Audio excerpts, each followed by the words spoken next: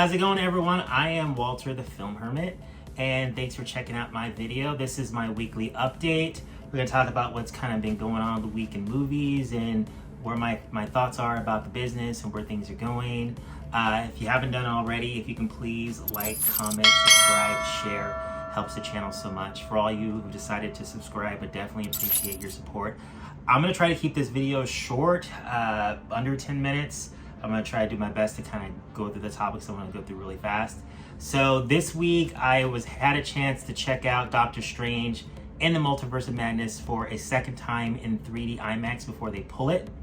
It's very interesting because I went to the AMC and the A-list wasn't working, and it was trying to make me pay for a ticket. And then when I got to the theater, they were able to use my A-list fine. I don't know what's going on there. They said it was down for everyone the whole day.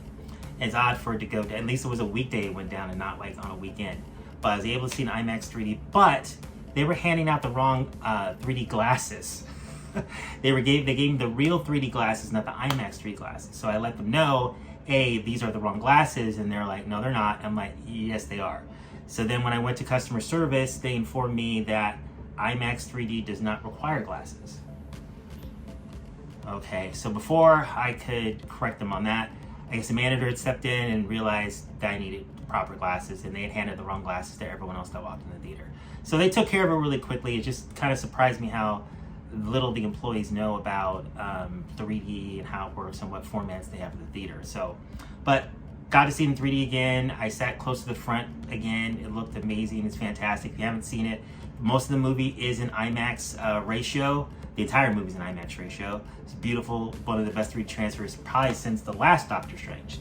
So what I want to talk about this week is I want to talk about we have to get this on 3D Blu-ray in the US. So just kind of give you some history. The Marvel movies have, for the most part, especially since Guardians of the Galaxy on, have amazing 3D transfers. And they were always offered in 3D Blu-ray up until Guardians of the Galaxy Volume 2. And I've got that steelbook here just to show you guys quickly. So this is the Guardians of the Galaxy Volume 2 steelbook. This was the first 4K disc that they released in the US for a Marvel movie because James Gunn, the director, was pushing for a 4K. But what they did for the Best Buy release, and this is the only way to get it in 3D in the US, they put the 3D disc in here, the Blu-ray disc, and the 4K disc. So all three were in here. This is the only time that they ever did that for a Marvel movie, and this is the last 3D disc to ever be released in the United States for a Marvel movie. So pretty much the rest of Phase 3, I was importing 3D from the UK. But since Phase 3 ended in 2019, that's when Phase 3 ended, and Phase 4 started in 2021, we haven't got 3D Blu-rays in the US since. Black Widow was the first movie for the MCU to come out in 2021. But they've been releasing them in Japan in 3D, and people have been importing them, but because it's Japan and not the UK, those discs are anywhere from $70 to $80 a piece. And that is entirely too expensive. And I noticed that this was the first 3D movie that Marvel has released in the theaters in a while. I don't think The Eternals was in 3D IMAX, and I'm not sure about Black Widow, but I'm really glad they did it. And I'm hoping because they released this in theaters in 3D IMAX, and because Avatar is only a few months away, that maybe 3D Blu-ray might make a short return. So I grabbed the steelbooks for Doctor Strange because this is the Doctor Strange 3D steelbook, and this had the 3D and the DVD and the Blu-ray, which for a while they weren't putting DVDs in there. And then when they came out with the 4K release of Doctor Strange, because Doctor Strange came out a year before Guardians of the Galaxy 2, was 2016. This is the 4K steelbook. This one just has a 4K and a Blu-ray. But when I do an unboxing for this steelbook, I let you guys decide which one you think is the best. This one has some embossing on the Eye of Agamotto, but this one's got Doctor Strange on the cover. Neither one of them have a title. So I'm hoping that either Sam Raimi, the director of the movie, can push to have a 3D disc inside the steelbook, or at least have a 3D release in the US so people don't have to import it, because it seemed like they did a lot of work on this 3D transfer. As soon as the movie starts out and they're running towards the book they're trying to get, I can't think of the name of the book right now, the whole sequence looks amazing in 3D. So I'm crossing my fingers. I'm hoping that enough people ask for it. we'll get lucky and we'll get a US release. Because I'm thinking James Cameron's going to definitely want Avatar 2 to be in 3D on Blu-ray. Because that's kind of the whole point of watching Avatar, is to watch it in 3D. So you guys let me know what you guys think about 3D Blu-ray. Do you guys still have 3D TVs? Have you ever watched Avatar at home in 3D? Let me know. So another thing I want to talk about for my weekly update is Big Lots had a sale this week, and they were doing 20% off on all their Blu-rays. So I bought about 16 movies. They averaged only about $3 a piece with the sale. It's a really good deal. I'm just going to show you really fast what I got. Not the best movies, but since they were only $3, I figured why not. So I got The Happy Time Murders. This movie's pretty bad. This is a Melissa McCarthy comedy with puppets. It's like a dirty puppet movie that is bad, but I like it because I have a sixth sense of humor. So $3 is the right price for this. So Happy Time Murders, if you haven't seen it. It's directed by Jim Henson's son, if I remember correctly.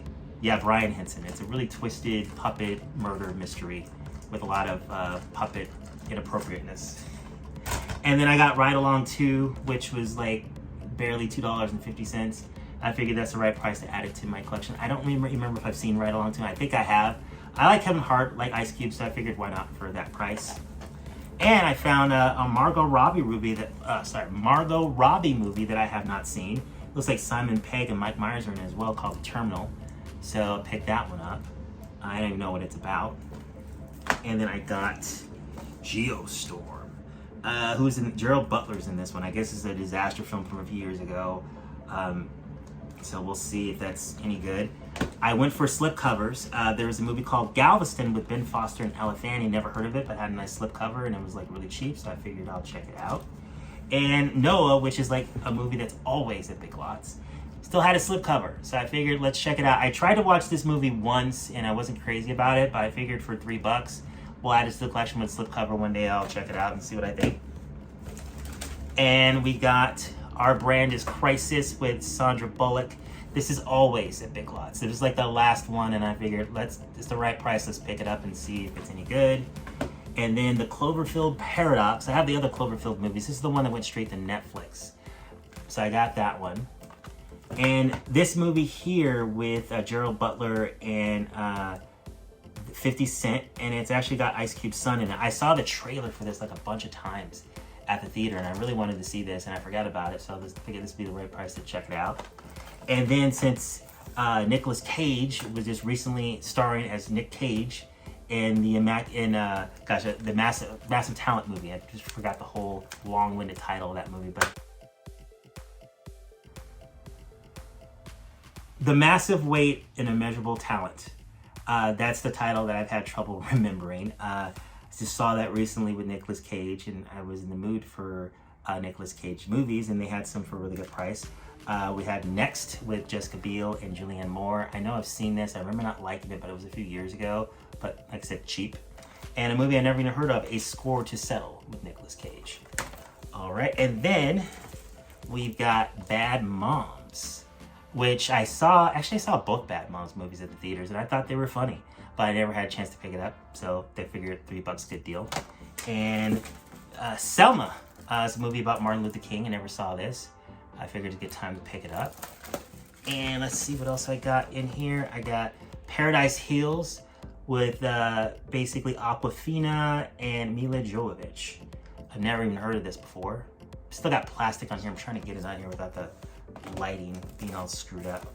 And then the last two I picked up is a Bruce Willis movie that I've never seen, Once Upon a Time in Venice, and Fences with Viola Davis and Denzel Washington. I watched this once and it was actually really good.